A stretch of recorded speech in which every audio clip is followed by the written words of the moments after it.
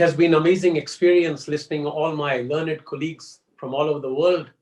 And I feel I'm myself very lucky to be part of this amazing event. Before I begin, I would like to go back to the genesis of the word crisis. As John F. Kennedy once put, and my friend Richard would agree, that when it is written in Chinese, it is written in two characters. One represents danger, the other represents opportunity. So I belong to the second one. I see there's a light at the end of the tunnel, and vaccine has become now a reality. UK is in the forefront. Matt would agree with me. The economic recovery has been very fast now.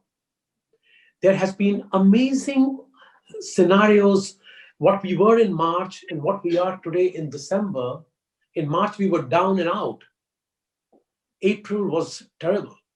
However, God has been kind and we have not, completely, or what you call, got drowned with all those emergencies for which everybody was caught unaware. So the hardcore reality, as I mentioned in my introductory note, was that it is a digital first environment we all are staying in, living in. And in this kind of scenario, the workplace becomes very important. And work from home is become a hardcore reality. Why?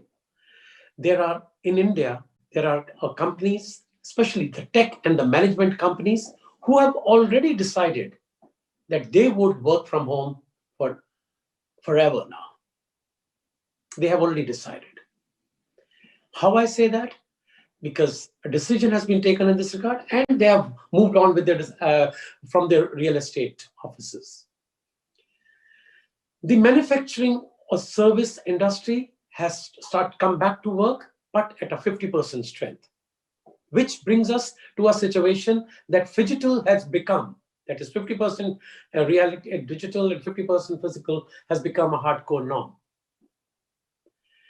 And Bill Gates recently mentioned in one of the interviews that 50% of the business travel and 30% of days in the office will go away in the pandemic aftermath.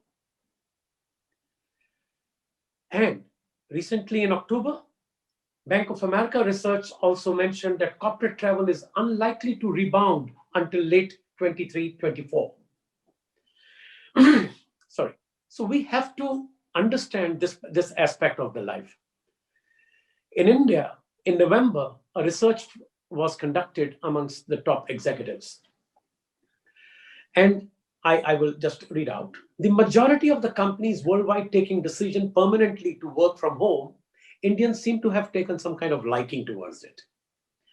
The report captioned COVID-19 and beyond, an evolving perspective, based on a survey, clearly mentioned that 54% love to work from home, of which 34% are willing to take 10% salary cut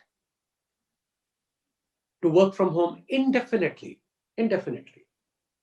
This is a direct correlation with the amount of time the individual spent commuting to and fro to the office during pre-COVID time. 81% of the respondents with more than 90 minutes one-way commute to the office would love to work from home permanently, as I mentioned earlier. Going further, 56% of the respondents believe that their productivity levels have increased phenomenally. Now, this is amazing finding. And this, because of the national lockdown in April 2020 in India, they witnessed some notable productivity increase, and more so in the senior level, the CXOs. And 31% claim productivity increase to the tune of 25% or even higher than the pre-COVID time. More than 39% of the CXOs would be willing to take 10% salary cut. See, the best is correlation between this work and scenario and this. And 18% of the juniors have permanently agreed to work from home. Now I come to a case study of one of our clients called a leading university from Australia called La Trobe University. Now, pre-COVID time, we have been associated with them for over a decade. We have been doing road shows to attract students to take in admissions. This was the first of its kind that we thought we will do virtual roadshow as the way we used to do in pre-COVID times, where the target audience was very clearly defined, that they would remain same irrespective which approach we take. They planned exactly the same manner. First thing was agents who helped get the students. We conducted in India and SAARC countries was our market. And to keep them engaged and motivated, we organized an online webinar to make them understand the kind of courses which are offered. Thereafter, information sessions were there.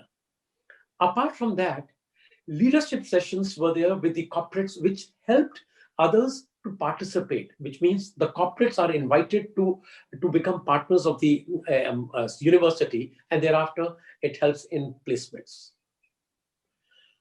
Not only that, the last finale, which was the best, was the Vice Chancellor Scholarship. And by conducting this kind of session, it helped in increasing the brand awareness of the university scholarship, and the winners were from India and Colombo, which we announced digitally as well as by the traditional media. And that, helped the university in more ways than one. The organic growth of the intake of students helped in many ways. Net, if I want to just sum it up, that these admissions and recognition to the university came from this case study. I will just borrow Winston Churchill's quote, what he once said: "Never let a good crisis go to waste." I strongly believe that it is our moment and we should do our best. Thank you very much.